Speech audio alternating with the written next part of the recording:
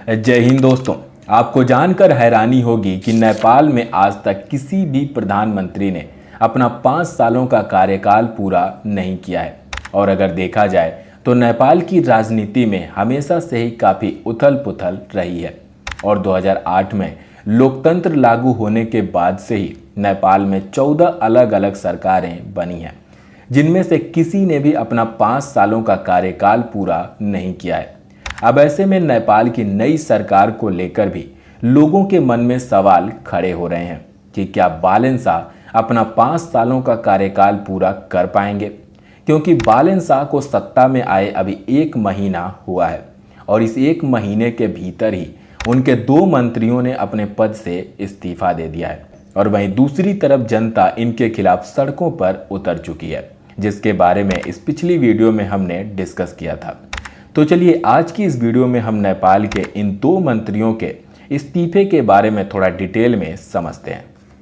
तो 27 मार्च 2026 को बालेन शाह ने नेपाल के प्रधानमंत्री पद की शपथ ली और सत्ता में आने के 2 हफ्तों के भीतर ही यानी 9 अप्रैल 2026 को बालेन शाह ने दीपक कुमार शाह को उनके पद से हटा दिया।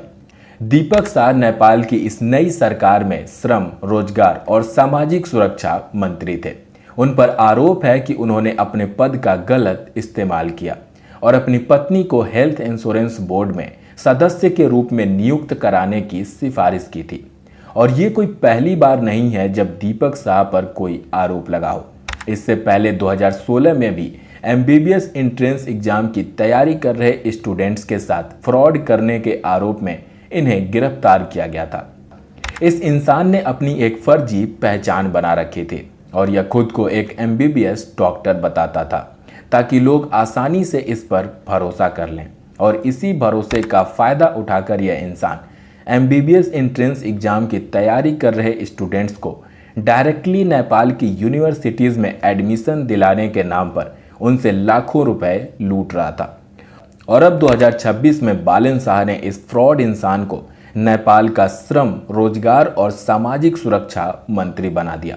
हालांकि नेपाल की जनता अब जागरूक हो चुकी है और उन्होंने इस फ्रॉड इंसान को मंत्री के रूप में स्वीकार करने की बजाय इसका विरोध किया। और फाइनली 9 अप्रैल 2026 को बालेन शाह ने इस फ्रॉड इंसान दीपक शाह को उसके मंत्री पद से हटा दिया। यहाँ मैं आप सबसे एक सवाल पूछना चाहूँगा, आपको क्या लगता है ऐसे भ्रष्ट लोगों को सत्ता में लाने के पीछे कौन जिम्मेदार है? ये पॉलिटिकल पार्टियाँ या फिर आम जनता यानी कि हम लोग? कमेंट में अपनी राय जरूर लिखिएगा। अब बात करते हैं नेपाल के होम मिनिस्टर सुडान गुरुंग की। सुडान गुरुंग नेपाल की इस नई सरकार के सबसे फेमस चेहरों में से एक है और सत्ता में आते ही उन्होंने कुछ ऐसे फैसले लिए जिसने सिर्फ नेपाल को ही नहीं बल्कि पूरी दुनिया को हैरान कर दिया। और हैरानी की बात इसलिए है क्योंकि सत्ता में आते ही इन्होंने नेपाल के पूर्व प्रधानमंत्री KP शर्मा ओली और पूर्व गृह मंत्री रमेश लेखक को गिरफ्तार करने का ऑर्डर दे दिया।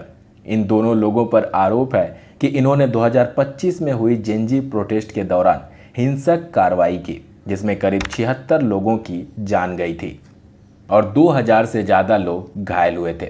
हालांकि सुडान गुरुंग के इस फैसले से काफ़ी लोग नाराज थे, लेकिन इन सब के बीच सुडान गुरुंग ने एक चौंकाने वाला फैसला लिया और 22 अप्रैल 2026 को अपने पद से रिजाइन कर दिया। इन पर आरोप है कि इनकी संपत्ति इनकी इनकम से ज़्यादा है और इन्होंने कई अनलिस्टेड कंपनियों में शेयर्स भी ले रखे हैं। इनके अलावा भी इन पर भ्रष्टाचार के कई सारे आरोप लगे हैं। और जब ये जानकारियां जनता के सामने आई तो लोगों ने इनके खिलाफ प्रोटेस्ट करना शुरू कर दिया, जिसकी वजह से 22 अप्रैल को सुडान गुरुंग ने अपने पद से रिजाइन कर दिया। इनका कहना है कि इनके खिलाफ जो भी एलिगेशंस लगाए गए हैं उनकी सही तरीके से जांच हो पाए, इसलिए वो अपने पद से रिजाइन कर रहे हैं। वैसे अगर देखा जाए तो नेपाल की राजनीति हमेशा से ही काफ़ी अनस्टेबल रही है, लेकिन इस बार की गवर्नमेंट से लोगों को काफ़ी ज़्यादा उम्मीदें थीं। लोगों को लगा था कि इस बार उन्होंने एक सही गवर्नमेंट को चुना है, लेकिन पिछले 1 महीने से नेपाल में जो कुछ भी चल रहा है उससे नेपाल की ये नई गवर्नमेंट भी काफ़ी अनस्टेबल दिख रही है। वैसे नेपाल की इस नई सरकार के बारे में आपकी क्या राय है कमेंट में ज़रूर लिखिएगा। चलिए मिलते हैं अगली वीडियो में, तब तक के लिए जय हिंद, जय भारत।